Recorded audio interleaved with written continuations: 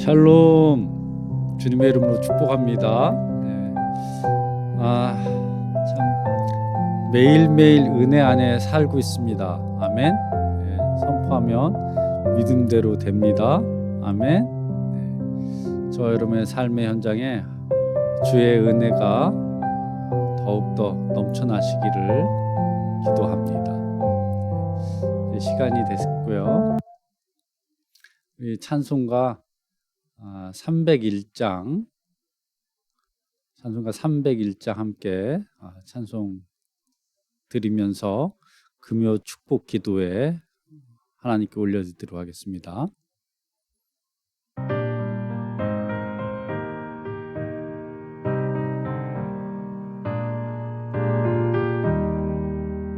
지금까지 지내온 것 주의 크신 은혜라 한이 없는 주의 사랑 어찌 이루 말하랴 찬악해나 주의 손이 항상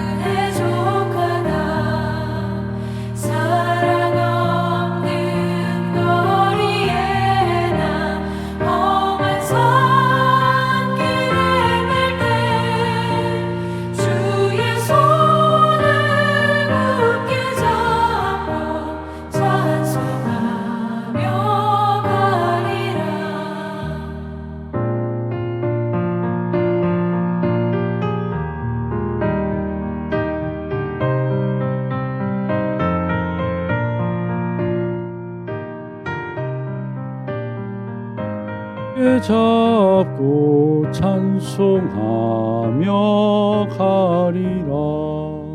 주님 다시 배울 날이 날로 다가와 무거운 짐 주께 맡겨 벗을 날도 멀잖네. 나를 위해 예비하신 고향 집에 돌아가 아버지의 품 안에서 영원토록 살리라. 도록 살리라. 아멘.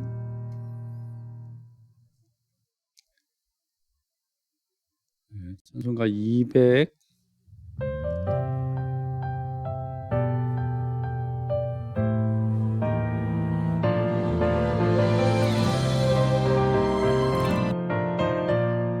260장 함께 찬송드리도록 하겠습니다.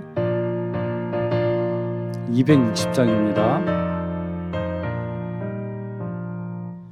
우리를 죄에서 구하시려 주 예수 십자가 지셨으니 기쁘게 부르세 할렐루야.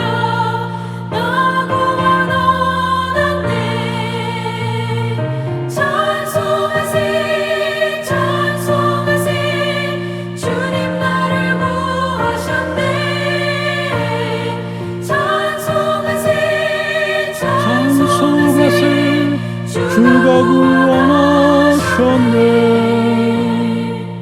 우리를 주께서 구했으니 이전에 행하던 악한 일과 주하고 더러운 모든 죄를 온전히 버렸네. 찬송하세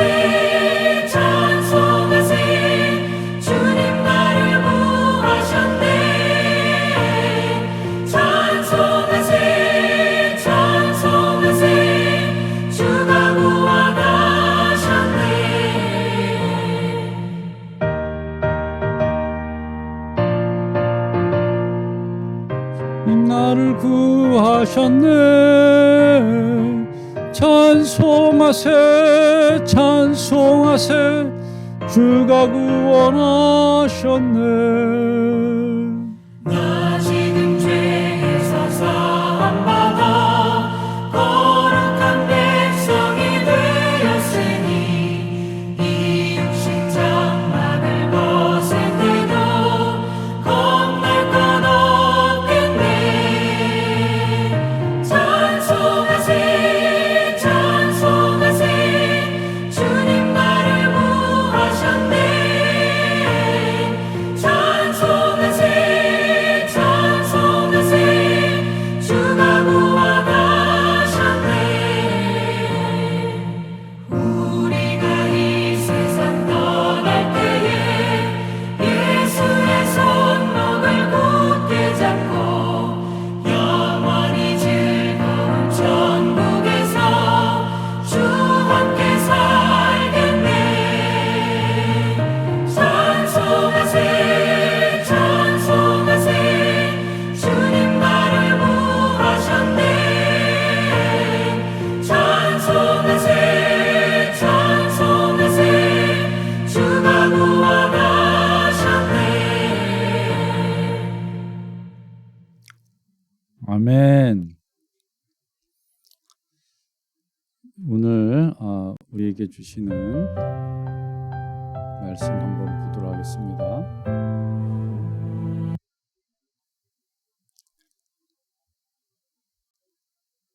네, 오늘 우리에게 주신 말씀 이사야서 23장 1절에서 4절까지 있는 말씀입니다. 이사야서 23장 1절에서 4절. 오늘은 23장과 24장을 함께 나누도록 하겠습니다. 이사야서 23장 1절에서 4절 함께 합독합니다.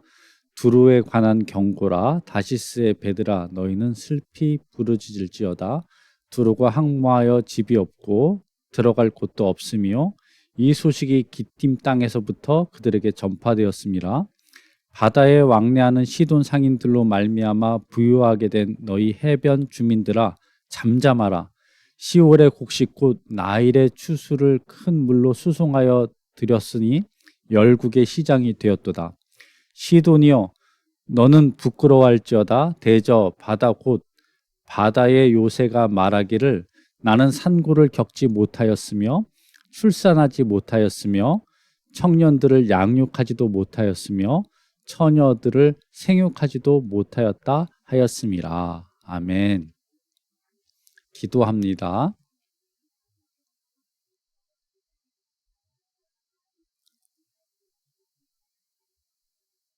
우리의 삶을 여호와 하나님께서 축복하신 것을 감사합니다.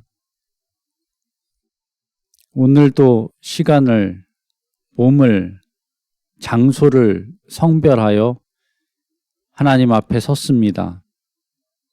각자의 그 구별된 자리에 성령 하나님께서 기름 부어주시고 시간과 공간을 초월하여서 하나님의 강권적인 역사하심, 여호와의 복주심이 저들의 삶의 현장에 흘러 넘치게 하여 주옵소서.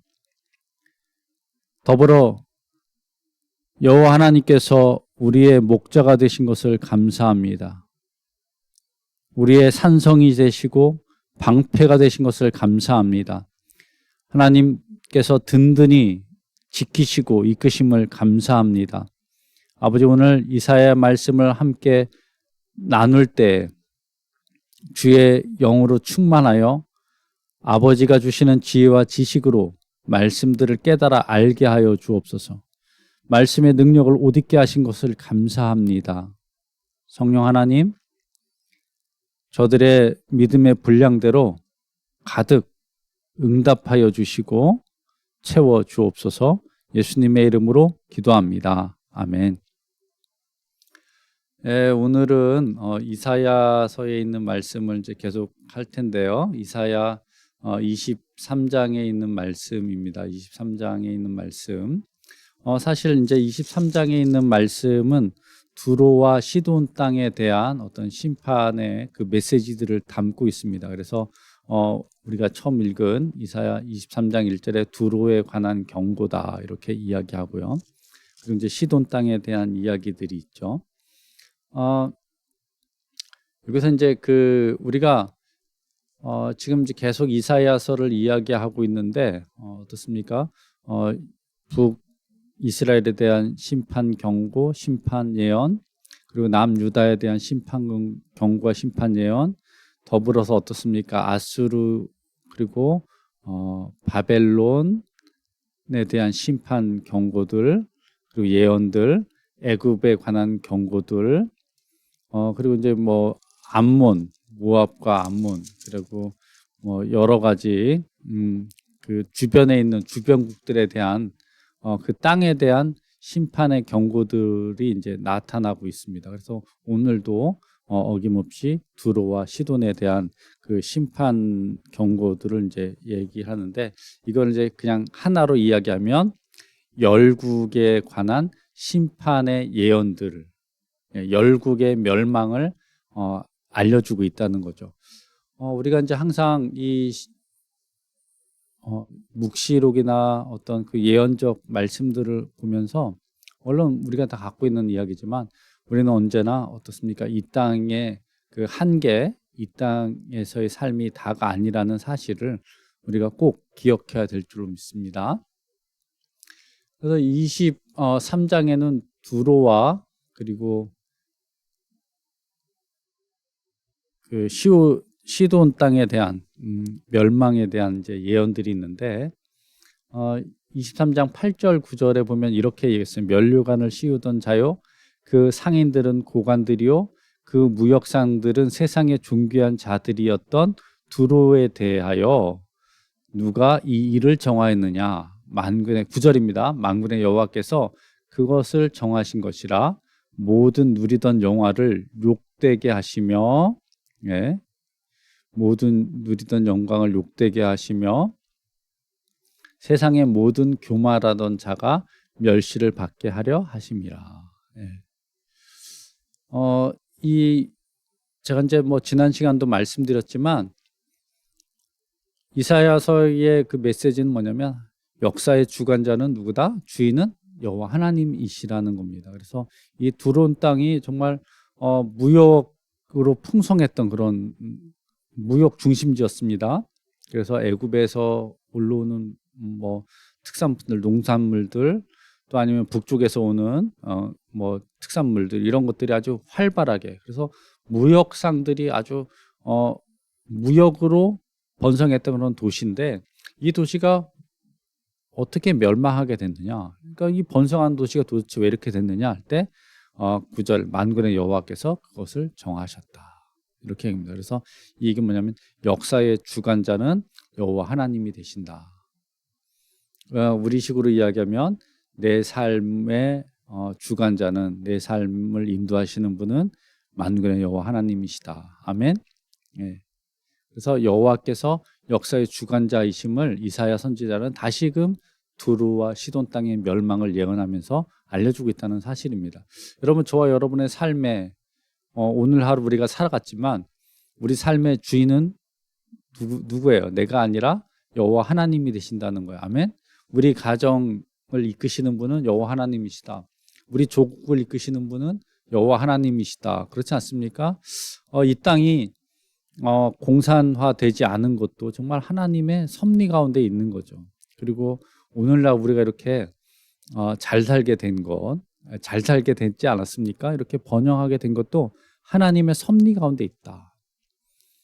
좀 멀리 갈 필요 없이 오늘 저와 여러분들이 이렇게 시간, 몸을 들일 수 있는 것, 이 시간을 허락하신 것 하나님의 은혜다, 그렇게 이제 고백할 수 있다는 사실입니다. 아멘. 믿음대로 됩니다. 자, 24장을 보면 24장에 보면 이런 말씀이 나옵니다. 24장에 있는 말씀인데요. 5절, 6절입니다. 땅이 또한 그 주민 아래서 더럽게 되었으니 이는 그들이 율법을 범하며 율례를 어기며 영원한 언약을 깨뜨렸습니다. 그러므로 저주가 땅을 삼켰고 그 중에 사는 자들이 정죄함을 당하였고 땅의 주민이 불타서 남은 자가 적도다. 제가 이제 항상 말씀드리는 거지만 땅이 저주받은 것은 이제 우리가 창세기를 통해서 알게 되는 건데, 땅이 저주받은 것은 인간의 범죄, 죄악으로 말미암아 땅이 저주를 받아서 땅의 소산이 더 이상 나오지 않는 겁니다. 또 이제 이사야 오늘 24장에 있는 말씀을 갖고 24장 5절 6절에 있는 말씀을 갖고 보면 땅이 저주받은 이유는 그 땅에 사는 누구 때문에? 인간 때문에 그렇다는 겁니다. 사람들이 범죄함으로 말미암아 더럽게 돼서 땅이 저주를 받게 되고, 이 저주가 어떻게 합니까? 땅을 삼켰다. 원래 이제 땅이라는 것은 심으면 100배로 거두는 땅인 거죠. 그런데 저주가 땅을 삼킴으로 말미암아 땅이 더 이상 어떻게 합니까? 소출을 낼 수 없는 거죠. 네. 그래서 이 땅이 소출내지 못한다. 이건 이제 저주가 땅을 삼켰다. 이것 또한 이제 심판에 관한 이야기인데 24장 13절에 이렇습니다. 세계 민족 중에 이러한 일이 있으리니 곧 감람나무를 흔듦 같고 포도를 거둔 후에 그 남은 것을 주음 같을 것이니라. 이게 참 비유적인 표현인데 생각해 보세요. 이제 이 세상이 이제 땅에 내리는 심판을 의미하는데 그 심판의 모습을 지금 비유적으로 한 거예요. 그래서 감람나무를 흔든 같고, 이 얘기 뭐냐면 감람나무를 여러분 이제 왜 흔듭니까? 감람나무 열매, 올리브 열매를 이제 수확하기 위해서 거둬들인데 그걸 막 흔들죠. 막 다 떨어뜨리는 거예요. 그런 다음에 나무를 보면 그 많던 그 올리브 열매들이 다 떨어지고 뭐 위에 쪽이라고 그래야 되나요? 위쪽에 아주 그냥 몇 개 듬성듬성 남아 있는 것. 예. 그게 이제 심판 때의 세상의 모습이라는 겁니다. 또 비유로 이야기하는데 포도를 거둔 후에 그 남은 것을 주음 같을 것이다. 예, 포도를 거두었어요. 거둬들였는데 어떻습니까? 이제 그 안 익은 것들 몇 개 남겨두겠죠. 그러고 나서 그 나중에 그 남은 이제 익은 것들이 떨어지거나 뭐 매달려 있는 것들을 이제 줍는 거죠. 이 얘기는 뭐냐면 그 무성하던 올리브, 그 무성하던 포도들이 없는 겁니다. 이제. 예. 그러니까 남아 있는 것이 별로 없는 거예요. 이 얘기는 다시 심판으로 얘기하면 땅에 심판이 임할 때 그 남아 있는 자들이 별로 없다는 겁니다. 예. 그 남아 있는 자들이 별로 없는 거예요. 그래서 이 24장은 하나님의 심판이 땅에 내리는 모습들을 비유로 이제 나타내고 있고, 그리고 그 땅이 심판받는 이유는 정확하게 뭐라고 그러면 그 백성이 어떻게 율법을 범하고 율례를 어기며 영원한 언약을 깨었기 때문에, 범죄했기 때문이다. 이렇게 인간의 범죄로 말미암아 땅에 심판이 임한다는 겁니다. 또 이제 반대로 24장 이제 하반절에 가면 땅에 심판이 있은 다음에 어떻습니까? 하나님의 재림이 있죠. 여호와의 영광이 임하는 겁니다. 그 영광이 임하는 모습들을 나타내고 있습니다. 그래서 그 영광이 임할 때 나타나는 모습들이 여실히 다 드러나 있는데, 그 하나님의 영광이 나타날 때 그 영광 때문에 어떻습니까? 그 영광 때문에 모든 것들이 다 숨김이 없이 드러나고 다 발각되고, 그리고 그 하나님의 영광 앞에 어떻게 합니까? 살아있는 자들, 그리고 하나님의 백성들은 찬양. 그래서 이제 24장 23절에 이제 제가 또 하나 또 강조하고 싶은 거는 하나님의 영광이 임한다. 예, 재림이 임한다는 표현은 곧 심판을 의미하고요. 심판을 하신다 얘기는 뭐냐? 하나님의 영광이 임하는 거예요. 그러니까 심판과 재림, 예, 심판과 영광은 어떻게 같이 가는 겁니다. 동전의 양면성이 있어요.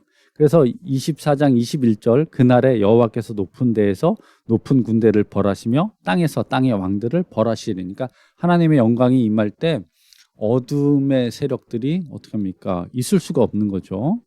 그리고 이제 23절 마지막 절에 계속 이렇게 얘기했어요. 그때에 달이 수치를 당하고 해가 부끄러워하리니. 이 말은 뭡니까? 하나님의 영광이 임할 때 달이 밝음, 해의 그 밝음, 빛이 부끄럽다는 얘기면 그 하나님의 영광이 너무나 강렬하고 강하고 밝기 때문에 해와 달의 그 빛과 비교가 안 된다는 거예요.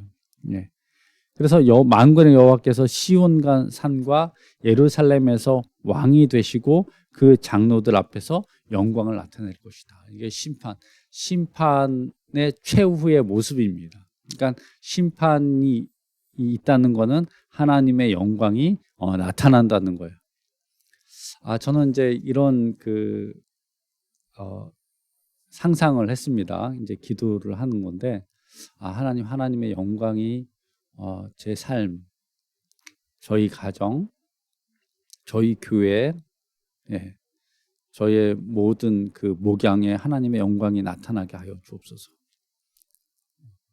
그러면 그 하나님의 영광은 제가 이제 심판을 원하는 그런 기도가 아니라 하나님의 영광이 임할 때 하나님의 것이 아닌 모든 것들은 다 어떻게 떠날 수밖에 없는 거예요. 그러니까 나를 새롭게 해주셔서, 나를 회복되게 하소서, 하나님의 임재 가운데 살아가게 하소서, 하나님의 영광, 하나님의 능력들이 나타나게 해달라는 그런 기도인 겁니다. 여러분, 저와 여러분의 그 삶의 현장에 저와 여러분의 생각, 언어, 말, 행동, 우리의 그 지경, 관계에 여호와의 영광이 나타나기를 주님의 이름으로 축원합니다. 아멘. 그럴 때 하나님의 영광이 나타날 때 능력들이, 하나님의 일하심들이 기적들이라고 표현하는데 그것들이 이제 나타나는 거죠. 어떤 목사님이 이제 통화를 하는데 제가 이제 저희 부모님이 이렇게 수술을 했다, 대장암 수술을 했다, 이제 이렇게 얘기했더니 고생했다 그러면서 저한테 그러는 거예요. 목사님이 기도해서, 암 환자들 기도해서 다 낫게 하시라고. 그래서 제가 아멘 그랬어요. 아멘. 하나님의 능력이 임할 때 여러분 불가능한 것이 있을까요? 우리가 생각하는 불가능이죠. 하나님의 능력이 임할 때, 그것에 하나님의 영광이 임할 때, 영광 능력 이제 동일한 표현이라고 저는 생각하는데, 하나님의 영광이 임할 때 놀라운 치유의 역사가 나타나고요. 하나님의 영광이 임할 때 축복의 그 열매들이 맺혀지고, 하나님의 영광이 임할 때 회복되고, 하나님의 영광이 임할 때 우리의 삶에 기쁨이 가득하게 될 줄로 믿습니다. 그래서 이 심판 때에는, 심판이 임할 때 뭐라고 표현하면은 땅의 기쁨이 소멸되어지는 거죠. 땅의 기쁨이라는 건 이제 여러 가지 그 표현이 있겠지만 하나님이 주지 않은 기쁨들, 하나님의 것이 아닌 기쁨들이 없어지는 거죠. 저와 우리에게 하나님의 영광이 임해서 진정한 하늘의 기쁨, 그리고 하늘의 은혜, 하나님의 능력들이 우리 삶에 아주 풍성하게 옷 입혀지기를 원합니다. 축원합니다. 아멘. 그래서 우리 성도들에게 있어서 심판은, 세상 사람들에게 있어서 심판, 재앙, 멸망은 그것은 죽음이고 두려움이지만, 우리 성도들의 입장에서 이 심판, 이런 그 재앙, 멸망은 어떻게 보면 하나님의 영광, 하나님의 임재를 말하고 있기 때문에 우리에겐 기쁨이고 또한 감사하고 하나님의 은혜들을 체험하는 그런 시간이 될 줄로 믿습니다. 그래서 우리는 뭐라고 표현하면 주 예수여 오시옵소서, 이렇게 기도할 수 있고 이렇게 선포할 수 있습니다. 저와 여러분의 그 기도가 더욱더 능력 있는 기도, 저와 여러분의 기도가 하나님의 영광이 임하는 그런 기도가 되시기를 주님의 이름으로 기도합니다.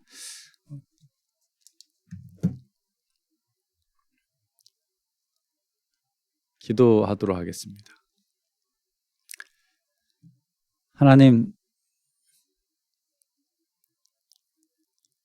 모든 것이 아버지의 섭리고 모든 것이 하나님의 역사 가운데 있음을 깨닫습니다. 여호와의 말씀이 능력이 있고 여호와의 말씀으로 말미암아 우리의 삶의 회복과 은혜, 기적들이 경험됨을 고백합니다.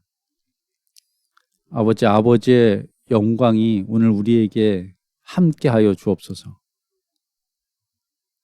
여호와의 위대하심을 우리가 찬양합니다. 우리의 삶의 모든 관계와 지경, 우리 삶의 그 시간과 만남의 순간 속에서 언제나 하나님의 이끄심과 하나님의 역사들이 가득하기를 원합니다. 아버지, 저희를 도와주옵소서. 특별히 우리 삶에 하나님이 주시는 기쁨이 차고 넘치게 하여 주옵소서. 고민하는 자 있습니까? 두려워하는 자 있습니까? 근심하는 자 있습니까? 예수 그리스도의 임재로 말미암아 아버지의 영광의 옷으로 저들을 입혀주셔서 그 모든 결박에서 그 모든 두려움에서 자유케 하여 주옵소서. 예수 그리스도의 이름으로 자유를, 평강을 선포합니다. 하나님의 지혜와 지식으로 풍성케 하셔서 아버지가 주시는 기쁨들을 누리게 하여 주옵소서. 예수님의 이름으로 기도합니다. 아멘. 줄기도문 하겠습니다. 하늘에 계신 우리 아버지여, 이름이 거룩히 여김을 받으시오며 나라가 임하시오며 뜻이 하늘에서 이루어진 것 같이 땅 위에서도 이루어지이다. 오늘 우리에게 일용할 양식을 주시옵고 우리가 우리에게 죄 지은 자를 사하여 준 것 같이 우리 죄를 사하여 주시옵고 우리를 시험에 들게 하지 마시옵고 다만 악에서 구하시옵소서. 나라와 권세 영광이 아버지께 영원히 있사옵나이다. 아멘. 네, 오늘